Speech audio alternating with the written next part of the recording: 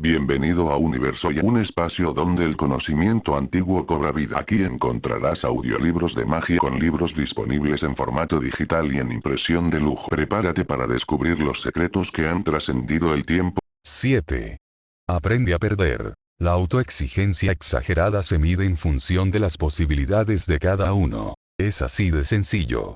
Si no posees las habilidades o los recursos necesarios para lograr tus fines, la aspiración más simple se convertirá en una tortura. En estos casos, la reevaluación objetiva y franca de tus aspiraciones en relación con tus capacidades es la solución. Hay que aprender a perder. Existe una resignación sana cuando los hechos te embisten y puedes verlos objetivamente. Persistir testarudamente en una meta suele convertirse en un problema. A veces hay que despertar de los sueños, porque no se harán realidad, y esto no te hace mejor ni peor, sino más realista y aterrizado. Deponer las armas y entender que la batalla ya no es tuya te hará más libre y feliz. Un mejor combatiente de la vida. Recapitulemos y aclaremos. La autocrítica moderada, la autoobservación objetiva, la autoevaluación constructiva y el tener metas racionales y razonables ayudan al desarrollo del potencial humano. No estoy censurando la autocrítica y la autoexigencia per se y en todas las circunstancias. Lo que sostengo es que por escapar de un extremo psicológicamente pernicioso, la pobreza de espíritu, la pereza, el fracaso, el sentirse poco y el no tener expectativas de crecimiento, a veces llevamos el péndulo hacia el otro extremo, igualmente dañino y nocivo. Eres una máquina especial dentro del universo conocido. No te maltrates ni te insultes. Para ser exitoso no necesitas del autocastigo. Hacia una buena autoimagen. Uno de los trucos de la vida consiste, más que en tener buenas cartas, en jugar bien las que uno tiene. Josh Billings. En casi todas las épocas y culturas, la belleza física ha sido admirada como un don especial, y la fealdad como una maldición de la naturaleza o de los dioses. Debemos reconocer que mucha gente es especialmente cruel con aquellas personas que se salen de los estándares tradicionales de lo que se considera bello, hasta el extremo de rechazarlas. Basta observar la manera en que algunos niños se burlan de aquellos compañeros que tienen sobrepeso o son extremadamente flacos, de los que son bajitos de estatura o muy altos, y de los que poseen algún rasgo desproporcionado en general. Incluso las personas que desafortunadamente sufren malformaciones o deformidades físicas suelen ser víctimas de esta burla o ataque a la apariencia. Como sea, el aspecto que adopta la estructura molecular de nuestro cuerpo es fuente de atracción o repulsión, las convenciones sociales no perdonan. La premisa es claramente excluyente. Estos son los parámetros establecidos, y si no los cumples, quedarás fuera del club de los afortunados. La cuestión que debe preocuparnos es que el juicio estético que la cultura ejerce sobre la apariencia física tiene enormes consecuencias para nuestro futuro. Tal como lo sustenta un número considerable de investigaciones, el éxito en diversas áreas de desempeño se ve afectado por nuestro grado de atractivo físico. Aunque sea injusto y no debería ser así, los datos muestran que los juicios hacia las personas hermosas son más benignos. Aún así, no hay un criterio universal de la belleza. El patrón ideal de lo que es hermoso se aprende mediante las experiencias personales y sociales en el entorno inmediato y debido a la idea que nos inculcan las convenciones sociales y los medios de comunicación. El peso de la comparación. Como ya dije, el grupo de referencia más cercano y las relaciones que establecemos con las personas son determinantes para crear la idea que tengamos sobre nuestro cuerpo y las evaluaciones que hagamos de él, autoimagen. El cuento del patito feo no es una ficción. He conocido infinidad de familias que consideran la belleza física como un valor, y si algunos de los niños de su grupo no reúnen las características esperadas de lo que se considera bello, simplemente no logran vincularse afectivamente a ellos. No pueden expulsarlo de la familia, la sangre es la sangre, pero tampoco lo integran totalmente al núcleo emocional / familiar como a los más guapos. Este alejamiento estético es sutil y está plagado de consolaciones compensatorias, como decir, no es tan linda, pero tiene otras cosas buenas. Mientras tanto, los niños observan, procesan y absorben las diferencias en el trato y los signos de admiración implícitos que surgen de las comparaciones mal disimuladas. Como si fuera poco, las familias pro belleza no solo crean en el niño la necesidad de ser hermoso, sino que ponen la imagen corporal en lugares inalcanzables. En mi experiencia profesional he visto a personas que no se aceptaban a sí mismas por considerarse feas o desagradables sin serlo, porque no alcanzaban el ideal estético esperado por su grupo de referencia, padres, amigos o algún otro grupo social. Una de mis pacientes mantenía la firme convicción de que no era atractiva, cuando en realidad era una mujer bella, además de interesante. Pese a los intentos de persuasión del grupo de terapia, su idea se mostraba inquebrantable. Doctor, decía, yo le agradezco sinceramente sus esfuerzos y entiendo además que usted jamás me diría que soy fea porque me deprimiría más. Para que ella pudiera someter a prueba su creencia irracional y la distorsión consecuente sobre su aspecto físico, se diseñó un experimento típico de medición de actitudes. La paciente se sentó en la cafetería de una concurrida universidad junto con dos mujeres atractivas elegidas por ella, que hacían las veces de factores de comparación.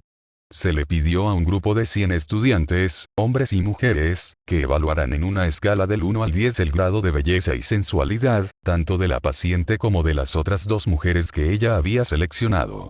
Una vez procesados los datos se encontró que alrededor de 90% de los observadores había opinado que mi paciente era una persona bella, sensual, atractiva y deseable.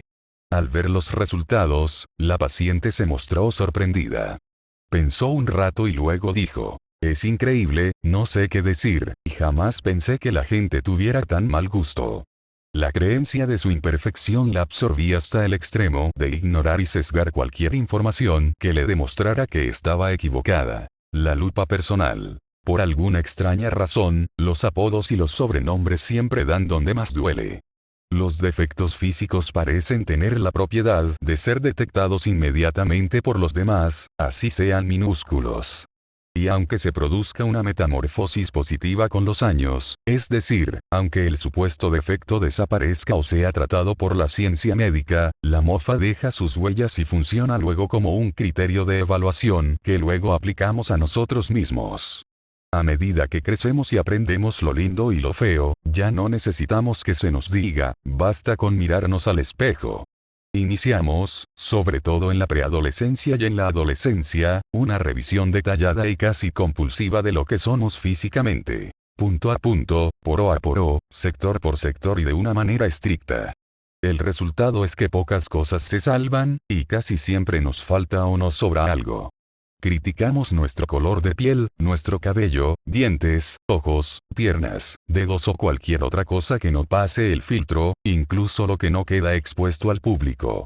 Recuerdo a un paciente que se negaba a ir a la playa porque los dedos de sus pies eran muy grandes y torcidos. Un día se quitó los zapatos y me mostró sus dedos. Yo esperaba encontrarme con algo similar a las pezuñas del hombre lobo, pero para ser franco, si él no me hubiera explicado antes con lujo de detalles la supuesta imperfección, jamás me hubiera dado cuenta de ello. Su temor era que no le gustaría a las chicas debido a su anomalía. Mi respuesta fue simple. Le dije que si alguna mujer lo rechazaba porque su dedo anular tenía 2 o 3 milímetros más que el dedo pulgar, pues que se buscara otra. Es increíble la habilidad de algunas personas para detectarse fallas y exagerarlas. En los casos extremos, como el de mi paciente, este tipo de aprensión se conoce como trastorno dismórfico corporal, y hay que recurrir a un profesional competente para tratarlo. Espejito, espejito. No estoy criticando el cuidado o el arreglo personal, ya que es natural que queramos vernos bien, gustar y gustarnos, sino la preocupación obsesiva por ser bello o bella a toda hora y de acuerdo con lo que dictan los expertos en turno. Si la autoafirmación personal es como sigue. Lo que valgo como ser humano depende de mi belleza física, esto indica una inversión alarmante de valores esenciales. Lo mismo ocurre con las personas que muestran la necesidad imperiosa de mantener la juventud y la belleza por encima de todo y no comprenden que cada edad tiene su encanto. Si lo que vemos en el espejo no se acomoda al ideal estético que hemos aprendido, lo que quisiéramos ver, nunca nos sentiremos bien con nuestro cuerpo.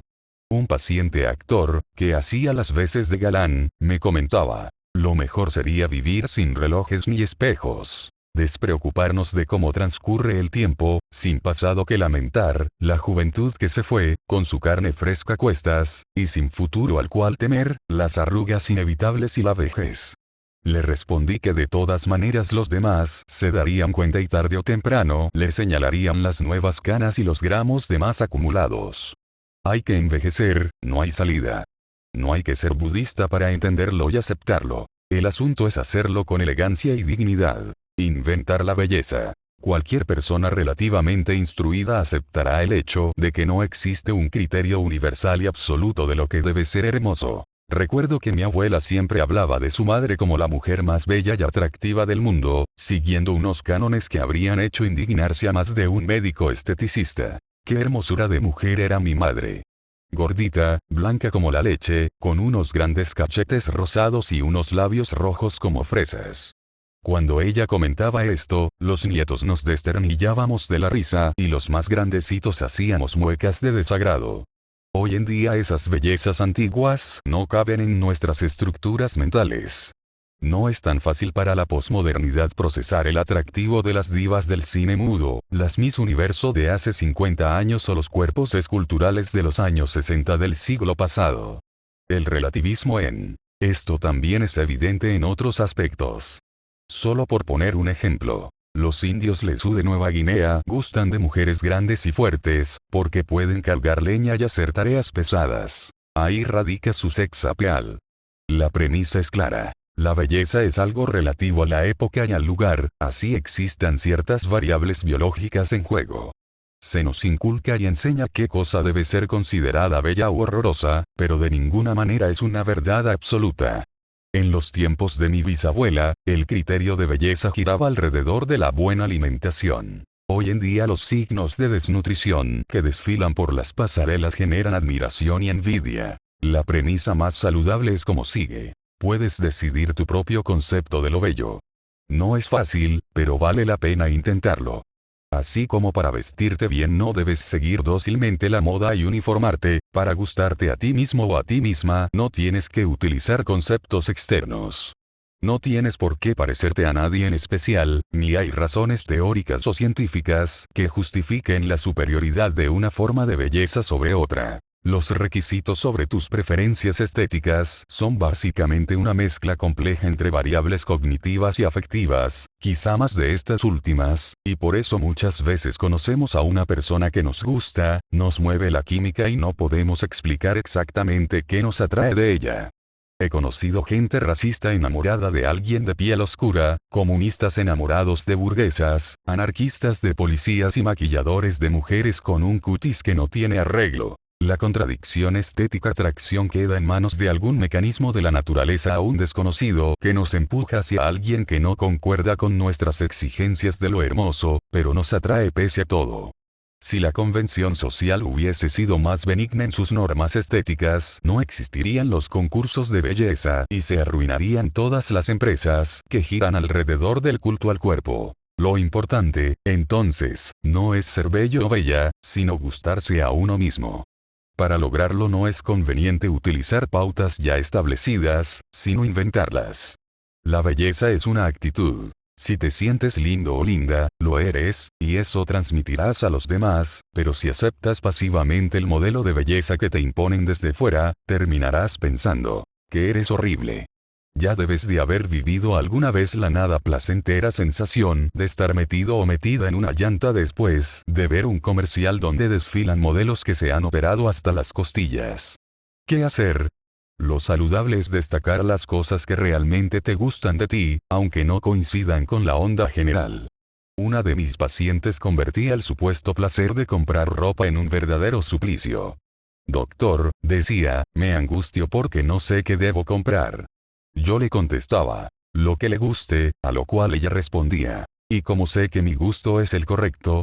Me costó mucho hacerle entender que en cuestión de gustos no hay errores o no hay disgustos, como dice el refrán. Insisto, tu cuerpo y el modo en que lo cubras deben agradarte primero a ti. Decórate a tu conveniencia y buen parecer, es decir, como se te dé la gana. De no ser así, tu poder de decisión quedará a merced de lo que se usa o no se usa. Por ejemplo, sentirse bien vestido es algo agradable. A veces he pensado que la mayor felicidad que comparten los invitados a una boda, familiares incluidos, no es la alegría del que se casa, sino el sentirse elegantes, pero estar pendiente obsesivamente de cómo me veo puede resultar una tarea agotadora y desgastante. Para mejorar la autoimagen. Para salvaguardar tu autoimagen o rescatarla, si fuera el caso, debes tener en cuenta los siguientes aspectos. 1. Trata de definir tus propios criterios de lo que es bello estético. No te dejes llevar de la mano por los conocedores. Sobre este tema nadie sabe nada.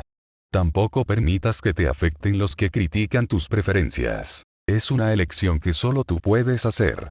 Confía en el instinto de tus gustos y arriésgate a ensayar tu propia moda.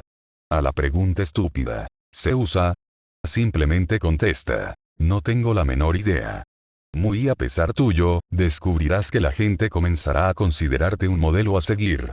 Arréglate para ti y no para otros. 2. Descarta la perfección física y los criterios estrictos. No dejes que los ideales inalcanzables te atrapen. No hay un absoluto sobre la belleza. Por eso encontrarás a gente a la que le parece hermoso. Alguien que a ti no te agrada en lo más mínimo. No pierdas el tiempo pensando en lo que te faltó para ser una Afrodita o una Adonis. Mejor disfruta lo que tienes, juega bien tus cartas y no te exijas lo imposible. La idea de la perfección física solo te llevará a centrar la atención en tus defectos y olvidar tus encantos. ¿No eres un ser estéticamente perfecto? Pues bienvenido al mundo de los normales. He conocido a mujeres y hombres cuyo ego no les cabe en el cuerpo, que se pasan horas en un gimnasio y se sienten especiales y físicamente encantadores. No caminan, se pavonean. Hace poco leí un graffiti por Barcelona. La belleza está en la cabeza. Yo diría en dos cabezas. En la del que mira y evalúa y en la del que se expone y exhibe. Bájate de la nube. Lo importante no es tu contextura anatómica, sino cómo la llevas. 3. Descubre y destaca las cosas que te gustan de ti. A veces, cuando detectamos algún aspecto desagradable en nuestro físico, se produce un efecto de encandilamiento y generalización, como si ese único aspecto nos atontara y no pudiéramos ver nada más. Un lunar imprudente, una mancha inesperada, una oreja más caída, un color de pelo apagado, en fin, la lista es interminable. Lo importante es repartir la atención para que incluyas también lo que te gusta de ti y quitar el resplandor insufrible de lo que no te gusta y te impide disfrutar lo placentero. No importa cuántos sean tus atributos físicos positivos, alégrate de tenerlos y disfrútalos. Tienes la fortuna de poseerlos. Son tuyos. Nunca pienses que has agotado tus encantos. Explora y te sorprenderás de las cosas interesantes, seductoras y sensuales que puedes hallar en ti, que nada tienen que ver con las proporciones. Una joven mujer me comentaba con preocupación. No sé por qué él se fijó en mí, si hay otras mujeres mucho más bonitas.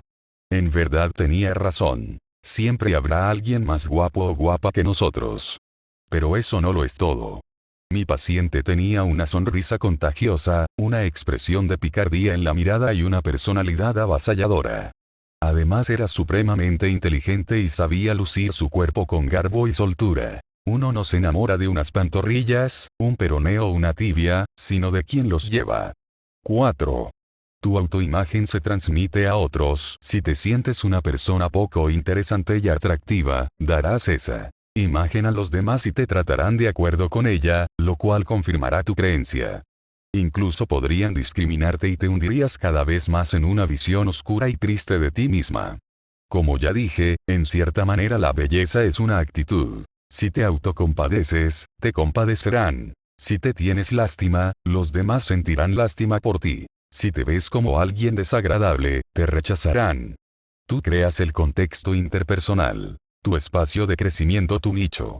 La mejor manera de romper el círculo negativo es gustarte y acabar con ese esquema de defectuosidad / vergüenza que arrastras desde hace años, así sea leve. Prueba a hacer el papel de alguien que está satisfecha o satisfecho con su cuerpo, a ver cómo te sientes. Ensaya esa conducta un tiempo, siéntete irresistible e intenta comportarte en esa dirección, sin convertirte por supuesto en alguien fastidioso. Aquí estoy, esto es lo que soy, y si no les gusta, lo siento mucho. el círculo comenzará a quebrantarse. No hablo de vanidad, sino de la supervivencia emocional que nace de ser un poco más complaciente con la propia apariencia física. Mira a tu alrededor y dime cuánta gente ves casada o emparejada con supermodelos, divos o divas. La mayoría nos mantenemos en la media o tendemos a ser más bien feos y feas. Y esa es la ventaja. Somos la mayoría y, por lo tanto, habrá mayor probabilidad de que nos encontremos con alguien similar a nosotros, es decir, imperfecto. 5. El aspecto físico es solo uno de los componentes de tu autoimagen. Reafirmemos el punto anterior. Ser bien parecido es solo un factor de lo que eres como persona. Tu esencia va mucho más allá. El aspecto físico ni siquiera es lo más importante de la atracción interpersonal pasadas 1 o 2 horas. Las personas, además de lindas o feas, también pueden ser cálidas, amables, inteligentes, tiernas, seductoras, sensuales, interesantes, educadas, alegres, afectuosas, graciosas, estúpidas y mil cosas más. Hay gente que posee magia, y ese condimento es determinante a la hora de establecer relaciones interpersonales. En otras palabras, tienes muchas opciones para gustarte y dejar de insultar al espejo cada vez que te miras. Una vez más, no digo que descuides tu cuerpo o tu apariencia, más bien que lo ubiques en el lugar que le corresponde. Pregúntate qué más tienes aparte de huesos y piel. Y si no encuentras nada más, pide ayuda profesional. 6. No magnifiques lo que no te gusta de ti, me refiero a la lupa invisible que a veces cargamos y hace que un pequeño granito se vea como una montaña o que una pequeña imperfección parezca una anomalía casi monstruosa. Magnificar lo desagradable hasta que, como una luz, sepulte lo agradable y todo se contamine. Dirigir la atención allí donde menos nos gusta y exagerarlo nos lleva a creer que no tenemos salvación posible y deberíamos confinarnos del resto del mundo. Un paciente me decía, vengo porque tengo la preocupación de quedarme calvo. Pensé que era una broma al ver la cabellera de aquel hombre. Tenía un pelo largo, negro y brillante, realmente envidiable. Cuando le pregunté en qué se basaba su angustia, se levantó unas cuantas mechas y me señaló un círculo de unos 3 milímetros de diámetro encima de las sienes, en el cual la cantidad de pelo era menor que en otras partes. Luego me explicó que el dermatólogo le había dicho que no debía preocuparse. Ni siquiera le había recetado un medicamento. Sin embargo, él seguía con la idea de que tenía un principio grave de calvicie y por eso andaba todo el tiempo empujando su cabello hacia adelante para disimular el despoblado que solo él veía. Costó mucho que dejara de utilizar la lupa que se había inventado y aprendiera a poner sus atributos positivos en otra parte, como dentro de su cabeza y no sobre ella. 7.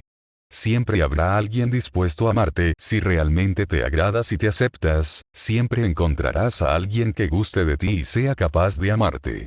El desagrado frente a uno mismo bloquea la capacidad de relacionarse, porque las personas que no están a gusto con su cuerpo anticipan el rechazo y evitan a los demás. Muestran miedo a la evaluación negativa, y sus niveles de ansiedad social se incrementan exageradamente. La coquetería y la seducción no les pasan por la cabeza, porque se consideran ridículas en ese plan. Nunca dan el primer paso, y si alguien se les acerca, lo ahuyentan con sus inseguridades y prevenciones. Gustarse es abrir los horizontes afectivos. Como amar a quien no se ama a sí mismo. Si no te quieres, nunca podrías procesar, aceptar o tomar el afecto que te entregan con naturalidad y alegría. 8. Comparación injusta. No seas cruel con tu persona. No te cotejes como si fueras un artículo de compra y venta. Compararse es odioso, pero si tomas como referencia a los hombres o las mujeres top en cualquier área, será doblemente injusto. Los que se comparan con los mejores, los más exitosos, los más famosos, en fin, con los más, viven amargados por lo que no son o les falta. Una mujer mayor me decía, cuando voy por la calle no hago más que mirar a las mujeres jóvenes y hermosas, y entonces me siento vieja y fea. Obvio. También compraba ropa en los almacenes de moda juvenil, donde ninguna talla le servía, y vivía en manos de un profesional de la medicina estética para quitarse todos los años posibles de encima. Su mente se desgastaba pensando en cómo retroceder el tiempo. Una actitud masoquista patrocinada por un conjunto de antivalores de los cuales no era consciente. La obsesión nos quita lucidez. Pues sí, no queda otra que admitirlo, aunque tu expectativa ande por los aires. Hay gente que es más joven, más inteligente, más rica, más famosa y más bella que tú. Cada quien tiene su encanto, y tú tienes el tuyo. Otras personas se consuelan mirando a los que están por debajo en las estadísticas de lo estético y llegan a la conclusión de que no son tan horribles. Esta táctica consolatoria, así mantenga a veces la autoestima a flote, no es buena para tu crecimiento personal porque no te enfrenta a lo que eres. Es preferible no compararse en lo absoluto y aceptarse incondicionalmente, quererse, gustarse, adornarse. Ni por defecto ni por exceso, sin puntos de referencia hacia arriba o hacia abajo, si es que hay arriba y abajo. Para que tu autoestima funcione bien, debe haber una aprobación esencial, una admisión de lo básico, una conformidad del propio yo consigo mismo, cuerpo incluido. Cuando te enamoras, no lo haces a medias o solamente un poco. Amas o no amas. Igual ocurre cuando el afecto va dirigido a tu persona. Te quieres o no te quieres, te aceptas o no aceptas. Hacia un buen autorreforzamiento. Tal vez suceda que una vez cada siglo, la alabanza eche a perder a un hombre o lo haga insufrible, pero es seguro que una vez cada minuto algo digno y generoso muere por falta de elogio. John Masefield. Si alguien afirmara: mi pareja me elogia muy pocas veces, no suele darme gusto, no se preocupa por mi salud, me dedica poco tiempo y casi nunca me expresa afecto, estaríamos de acuerdo en dudar de que exista realmente un sentimiento de amor. De manera similar, si nunca te refuerzas ni te premias a ti mismo, si no te dedicas tiempo, si no te expresas afecto, tu autoestima será nula o insuficiente.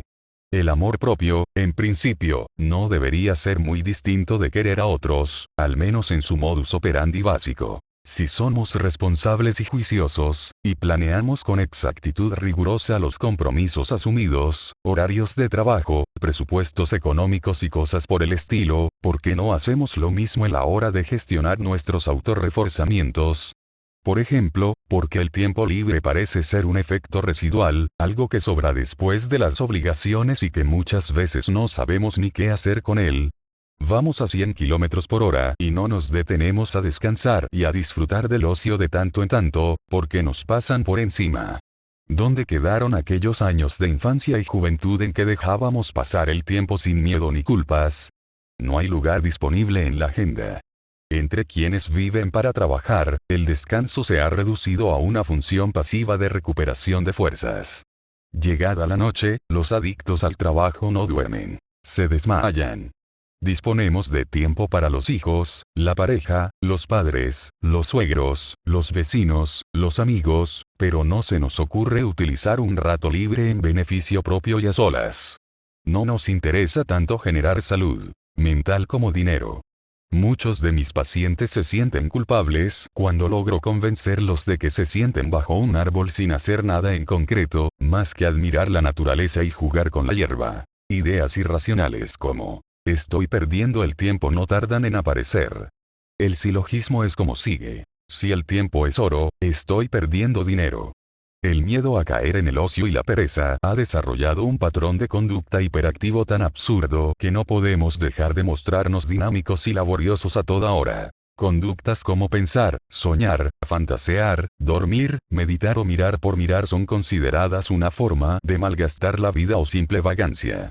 Los que piensan de este modo tendrán serias dificultades para amarse a sí mismos tranquilamente, ya que su pensamiento se centrará en que podrían estar haciendo algo más productivo que pasarla bien. Es absurdo que el propio yo ocupe el último lugar de la expresión de afecto que somos capaces de dar. Vivimos postergando las gratificaciones que merecemos y nos decimos: algún día lo voy a hacer, pero ese día no suele llegar. Mañana empiezo más mañana empiezo más mañana empiezo igual procrastinación. Un paciente que adoraba la música me decía que había comprado un saxofón para cuando se jubilara. Tendré tiempo libre, decía, para interpretar lo que quiera. Realmente me preocupé por el aplazamiento y le respondí que cuando estuviera viejo y jubilado era probable que no tuviera suficientes pulmones para soplar. Desde niños se nos inculca que el autocontrol y la postergación de lo placentero son de las características que nos diferencian de los animales menos desarrollados. Pero esto no debe tomarse como una premisa de vida o muerte. Posponer los reforzadores puede ser una habilidad importante al seguir una dieta, para dejar de fumar o intentar no ser agresivo, pero si hacemos de la postergación del placer sano una manera de vivir, estaremos haciéndole el juego a la depresión, y nuestra existencia irá perdiendo lentamente su lado positivo. El costo será la insensibilidad y la pérdida de la capacidad de asombro. Estar con el freno de emergencia puesto las 24 horas, tratando de ser prudente, adecuado, conveniente, medido y sensato, te llevará al letargo afectivo y a la apatía absoluta por las cosas que podrían acercarte a una vida más plena. Perderás la capacidad de vibrar y de emocionarte. Crearás una coraza y te acostumbrarás a lo rutinario. La diversión y la felicidad te parecerán molestas. Muchas personas se sienten irresponsables si se exceden o caen en ciertas tentaciones ingenuas y no violatorias de ningún derecho, como darse más gusto. Simplemente han desarrollado la creencia irracional y restrictiva de que recompensarse a uno mismo es un vicio ególatra sumamente peligroso, así se mantengan dentro de límites inofensivos y saludables. Filosofía hedonista. Hedonismo significa placer, satisfacción, regocijo, goce y bienestar. Una filosofía hedonista implica un estilo de vida orientado a buscar el disfrute y a sacarle provecho a las cosas que nos rodean, obviamente sin ser esclavos de ellas y sin caer víctimas de la adicción. Una premisa por la que te podrías guiar es como sigue. Si no es dañino ni para ti ni para otros, puedes hacer lo que quieras. Gozar y disfrutar de la vida no significa, como creen algunos, caer en una bacanal de conducta descontrolada y sin el menor asomo de organización mental. La persona hedonista no es un corrupto superficial que solo busca los placeres mundanos de comer y beber, basta leer a Epicuro para comprender esto. La persona que asume una filosofía hedonista responsable no evita la lucha cotidiana y los problemas, sencillamente reconoce de manera honesta lo que la hace feliz y trabaja activamente para conseguirlo y aprovecharlo intensamente. Entre el extremo del autocontrol excesivo de la zeta y la búsqueda desenfrenada del placer inmediato hay un punto intermedio donde es posible el deleite equilibrado, los placeres que no nos hacen daño. La filosofía anhedónica, lo contrario de hedonista, es el culto a la parálisis emocional y el rechazo del placer, como si éste fuera contraproducente per se. Si vives enfrascado en una forma de vida avara contigo mismo, perderás la posibilidad de vivir con pasión. Es imposible aprender a quererte a ti mismo si no aceptas vivir intensamente. Algunas personas confunden el no sentirse mal con el sentirse bien. Dejar de autocastigarse y sufrir no es suficiente, hay que dar un paso más, premiarse sin excusas. ¿Por qué no somos hedonistas? ¿Por qué nos resignamos a un estilo de vida rutinario y poco placentero? Quizá por querer ser demasiado humanos, hemos perdido algunas capacidades fundamentales que heredamos de nuestros antecesores animales. El desarrollo de la corteza cerebral y del lenguaje, si bien ha permitido evolucionar en muchos aspectos, nos ha alejado del legado primitivo/instintivo de nuestro pasado evolucionista, al menos en dos factores principales: la conducta de exploración y la capacidad de sentir. Veamos cada una en detalle. La conducta de exploración. La exploración es uno de los comportamientos que más garantizan el desarrollo inteligente y emocional de nuestra especie. En el reino animal, la búsqueda y la indagación del medio circundante facilitan el descubrimiento de fuentes de alimentación, guaridas y apareamiento sexual. Este impulso por investigar que mueve a los individuos ayuda a que el sistema conductual heredado se enriquezca y aumente el repertorio de recursos para afrontar peligros y preverlos. Es una forma de autoestimulación que desarrolla más sustancia blanca del cerebro, mielinización, para que podamos aprender más y mejor. Explorar es curiosear, y la curiosidad es uno de los factores que han permitido la evolución y mantenimiento de la vida en el planeta. Husmear, escudriñar e investigar llevan a una de las mayores satisfacciones: el descubrimiento y la sorpresa. Explorar, ir al encuentro de la vida y dejarse absorber por ella abre puertas que estaban cerradas a los sentidos y al conocimiento, y nos permite chocar con una realidad insospechada. La felicidad no llega a la puerta. Hay que buscarla y pelear por ella. ¿Hace cuánto que no sales a vagar sin rumbo fijo o que no improvisas? Cuando induzco a mis pacientes a que incrementen su ambiente motivacional, muchos me dicen, ¿y qué hago? Yo les contesto, buscar. ¿Buscar qué? No tengo idea. Buscar por buscar. Abrir la mente sin defensas, dejar que la experiencia y la información nos lleguen y rebasen. No hay una lista prefabricada sobre qué hacer de bueno con la propia vida. Hay que fabricarla investigando y tanteando el medio que nos rodea. De cada 10 puertas que abras, posiblemente una te muestre algo interesante y maravilloso que justifique el esfuerzo. Cuando lo cotidiano se vuelve demasiado usual y puedes prever tu futuro inmediato hasta el mínimo detalle, algo anda mal. Preocúpate porque la obsesión anda rondando. Dicho de otra forma, cuando lo común y corriente se vuelve ritual, es hora de explorar, y cuanto más predecible sea tu vida, mayor será el aburrimiento.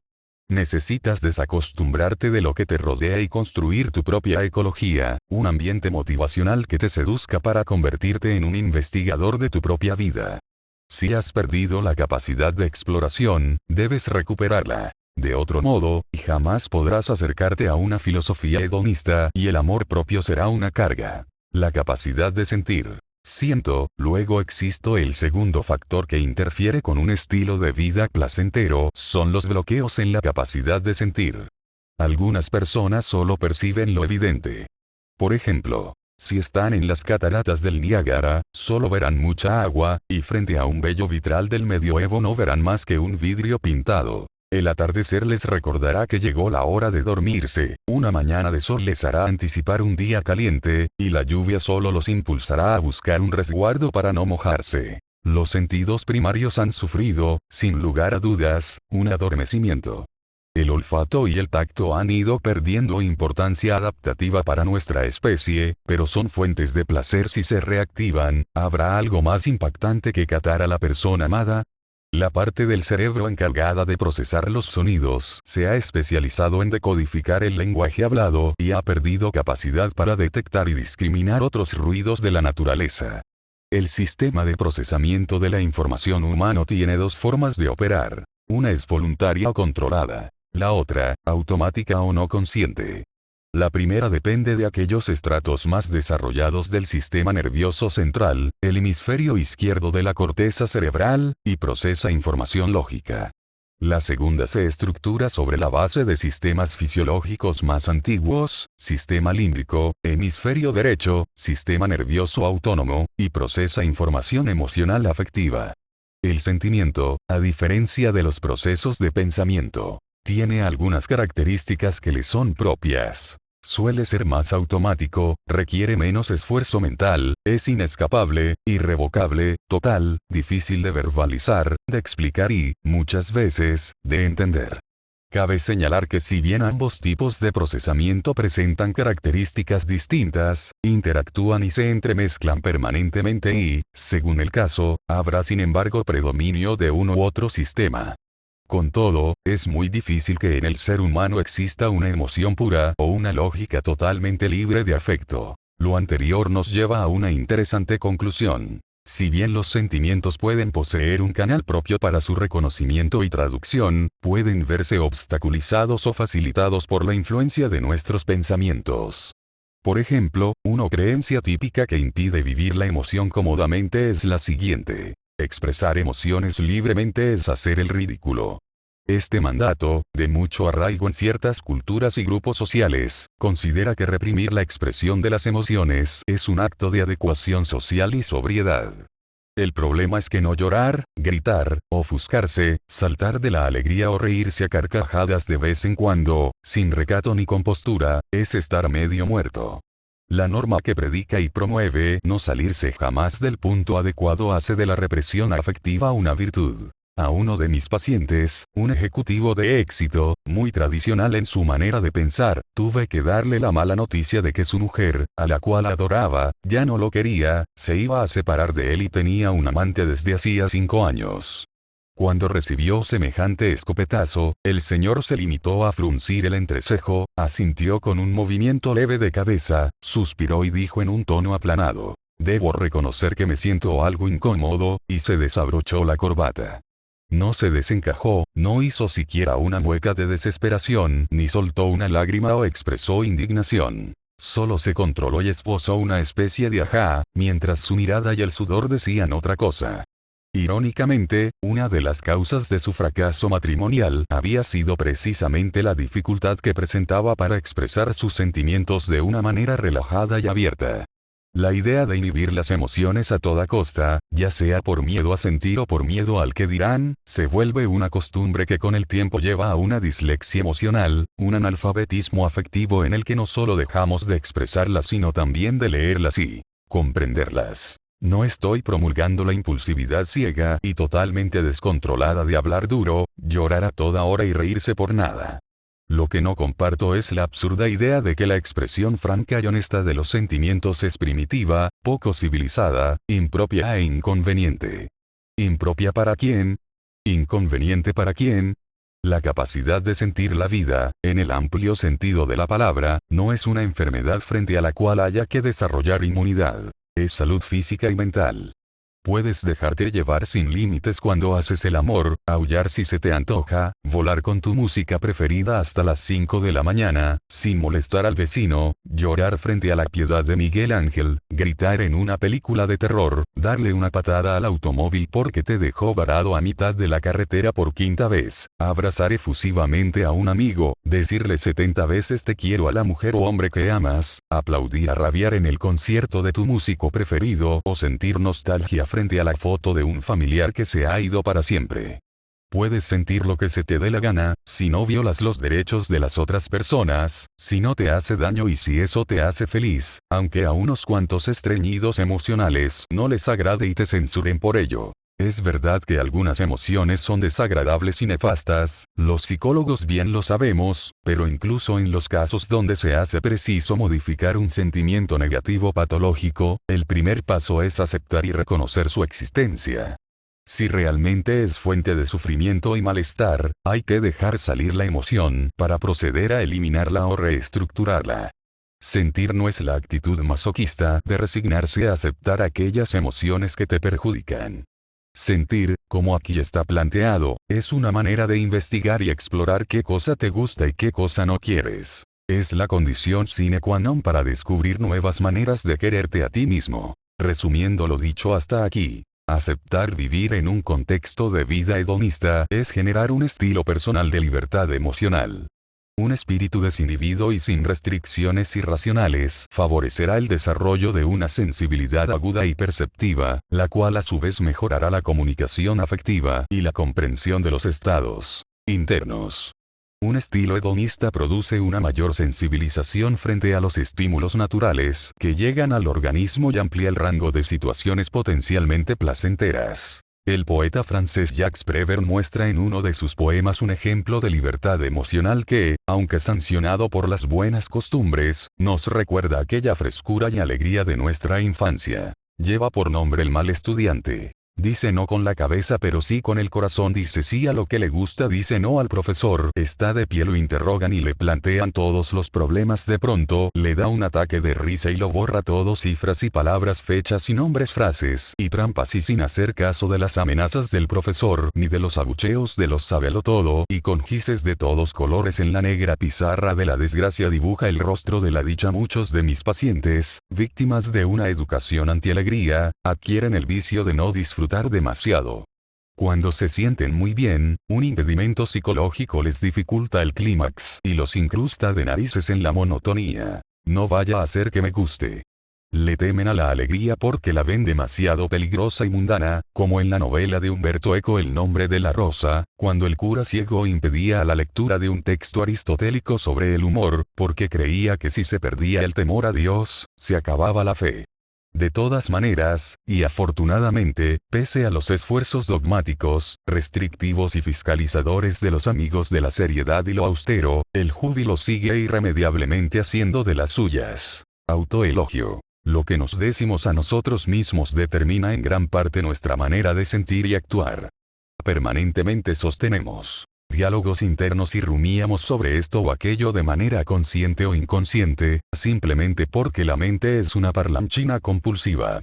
Estas conversaciones que el yo sostiene consigo mismo comienzan a muy temprana edad y van formando con los años un lenguaje interno, el cual puede ser beneficioso o dañino para nuestra vida, dependiendo de su contenido. Es imposible mantenernos en un silencio interior prolongado a no ser que seamos meditadores avanzados y de alta escuela. Siempre tendrás algo que decirte, bueno o malo, constructivo o destructivo, enriquecedor o depresivo. Cuando hablamos de autoelogio nos referimos a una manera positiva o constructiva de hablarte a ti mismo y felicitarte cuando crees haber hecho bien las cosas. No hace falta que lo hagas en voz alta y en público, serías sancionado y duramente criticado, pero sí puedes hacerlo en voz baja, nadie lo sabrá y será un idilio oculto de ti contigo. Los autoelogios, como qué bien lo hice. Estuve genial. O me gusta mi manera de ser. Suelen ser tanto o más importantes para nuestra autoestima como los refuerzos externos.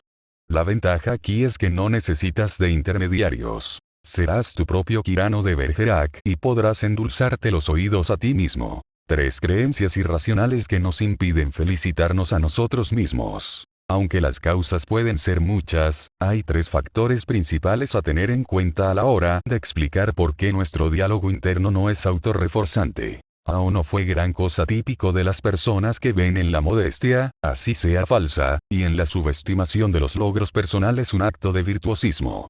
En realidad, es un acto de hipocresía en la mayoría de los casos, porque cuando actuamos correctamente sabemos que lo hicimos bien, sabemos que fue resultado de un esfuerzo, una habilidad o una competencia. El sabio no niega la virtud que posee. Lo que hace es no exponerse buscando aprobación y aplausos, pero no se autoengaña. Si eres bueno en alguna cosa, pues ¿qué le vas a hacer? Acéptalo y acéptate.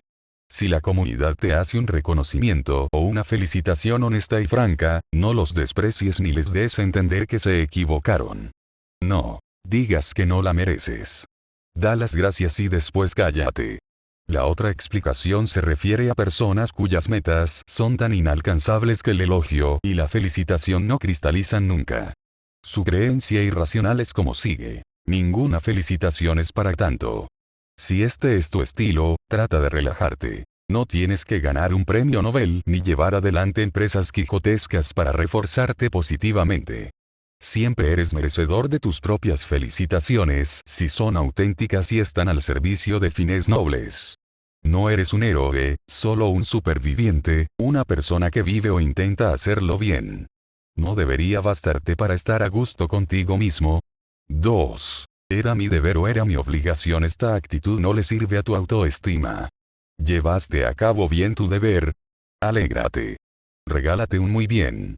Tu primer deber es para contigo mismo. Date un abrazo. Hasta en el más vertical y autoritario de los sistemas se previa y se elogia. Si tu diálogo interno es el de la obligación absoluta, no te sentirás con derecho a elogiarte. Lo vivirás como un acto de cobardía y dejarás de lado el placer de colocarte alguna que otra medalla simbólica. 3. Autoelogiarse es de mal gusto. Como ya dije, si lo haces en tu fuero interno, simplemente nadie se dará cuenta. Autoelogiarse es una necesidad que va de la mano de la autoconservación. Tu mente se hace más segura y poderosa cuando la mimas. Es de mal gusto tener gases, orinar, roncar, bostezar. Si lo haces en público, muy posiblemente, pero a solas se te permite hacer eso y cualquier otra cosa más. El autoelogio, por definición, es un acto que se lleva a cabo de manera encubierta, sin espectadores de ninguna índole. Es solo para ti. Cultivar el amor propio sanamente, autocuidado, nunca es de mal gusto. El castigo, por el contrario, sí lo es, porque atenta contra la dignidad humana y el autorrespeto. Alimentar el ego. Eso depende de cómo lo hagas. Por ejemplo, puedes hacer ejercicio físico para mejorar tu salud o para entrar al club de los buenos cuerpos. Puedes estudiar mucho para saber o para ganarle a tus compañeros de clase. Puedes autoelogiarte para cuidar tu mente y fortalecer tu yo o para cultivar tu narcisismo. Tú eliges. Elogios externos que pueden convertirse en autoelogios. Los mismos elogios que solemos dirigir a los demás podemos aplicarlos a nosotros mismos. Una categorización que puede ayudarte a comprender mejor cómo funcionan los elogios es la siguiente. Estos conocimientos se comparten sin monetización, dedicando tiempo para que lleguen a quienes los necesitan. Si este conocimiento ha aportado algo a tu vida, puedes hacernos una ofrenda para que la energía siga fluyendo. También puedes adquirir estos libros en formato digital y en impresión de lujo. Encuentra más información escribiendo a 777 creación contenido 777@mail.com. No olvides suscribirte, darle me gusta y dejar en los comentarios si la magia que buscabas te funcionó. Comparte tu experiencia para que juntos sigamos ampliando nuestro conocimiento. Gracias por ser parte de Universo.